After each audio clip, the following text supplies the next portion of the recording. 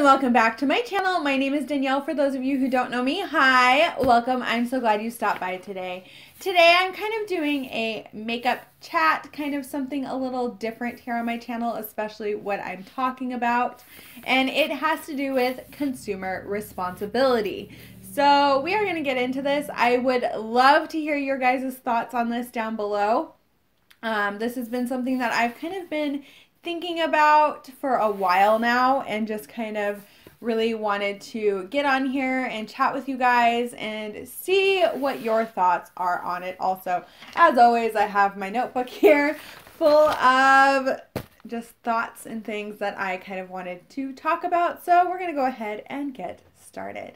So the first thing I have here is, does the consumer have any blame when purchasing things because of hype or FOMO, or helping to create a false sense of hype?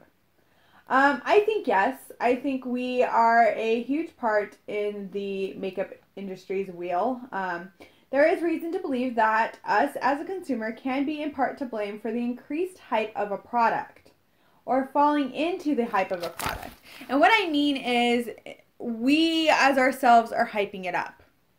We're coming here on YouTube, on Instagram, telling our friends, telling you need this, you need this, you need this, you need this, and creating that sense of hype and FOMO. And I think that we also have to look at ourselves and go, is that something, like, take a step back and go, is that something that I need? Is that something that I really want? Because I myself have fallen into that YouTube trap.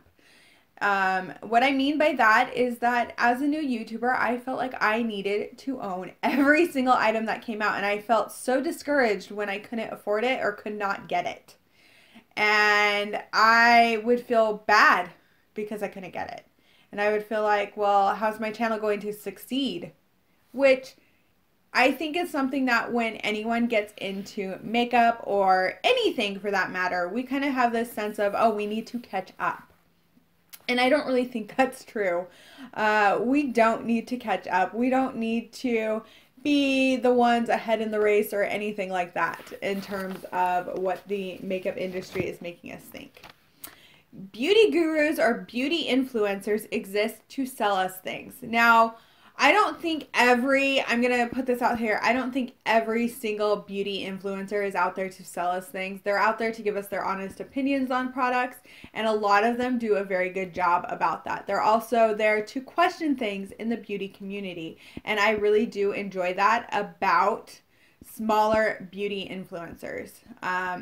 I myself would be considered a smaller beauty influencer. I do have a following here on YouTube. I have people I talk to all the time and watch and things like that. And I have to be very aware of what I'm saying as far as what a good product is. And I think it's important to have the consumer in mind when you are mentioning a product.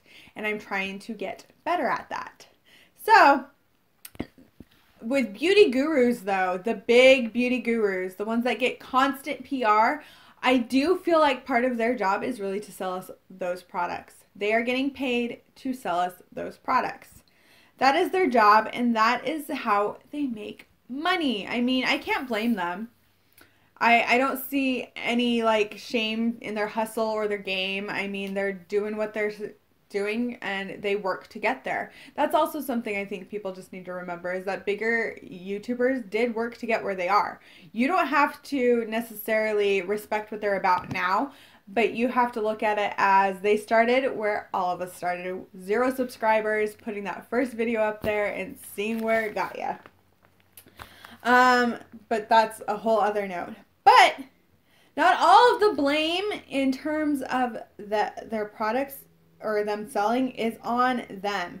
When we buy products, it is up to us to be informed. And I do think it is very important to kind of ask yourself questions about why you're putting something in your collection, or why you feel the need to buy it.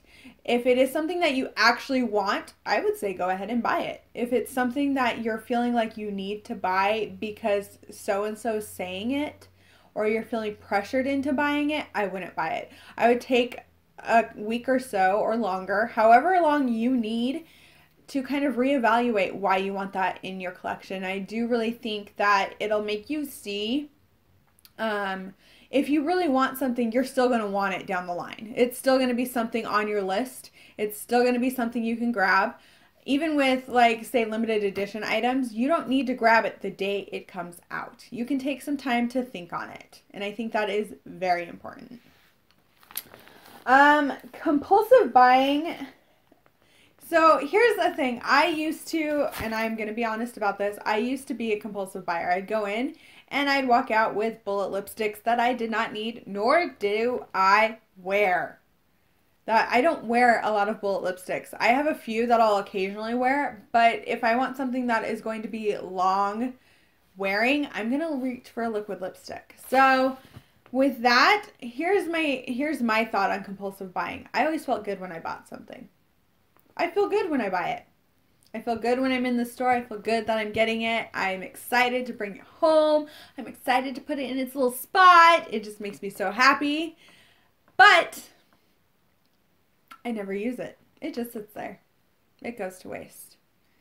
So I've really worked on my compulsive buying habits, and that has been kind of a long journey. It still is hard. I still sometimes want to purchase things that I don't need. But I think it is good to recognize that, yes, shopping does make us feel good. We like to shop. I like to shop. Beauty community people like to shop. We like to look at makeup. We like to swatch the makeup. We want to touch it. We want to play with it. And I think it is important to recognize how that is making us feel. If it's making us feel good, that is why we're continuing to go and do it. And I don't think it's necessarily bad that it's making us feel good or making us feel something in terms of us wanting to purchase or buy those items. But I think if it's becoming a habitual habit where we go to the store to shop to feel good, I think there's a problem there. So shopping provides pleasure and relaxation. Exactly what I just said. It really, really does. For me, shopping is a lot of fun. I like shopping. I like going and buying something new. But I think it's also important as a consumer to look at, if we really can't afford those items, we should not be purchasing them. That is just my thought there. I'm not telling anyone what to do with their money. But I do think personally that a lot of my shopping has kind of led to problems, and I have kind of slowed down on a lot of what I buy. I really look to see, do I have money for that? Is that something I can afford? And I think that's important as consumers to really look at ourselves and why we're buying products, and can we afford it, and is this a healthy relationship with this product or with this brand or whatever it might be. So that's kind of really where I am at with that, and those are my thoughts. I would love to hear your thoughts down below. Please leave a comment. Do you agree with me? Do you disagree with me? We can have a discussion and kind of talk about it. I would love that. So thank you guys so much for watching. Please give this video a thumbs up and subscribe to my channel if you have not already. Well, thanks again, and bye!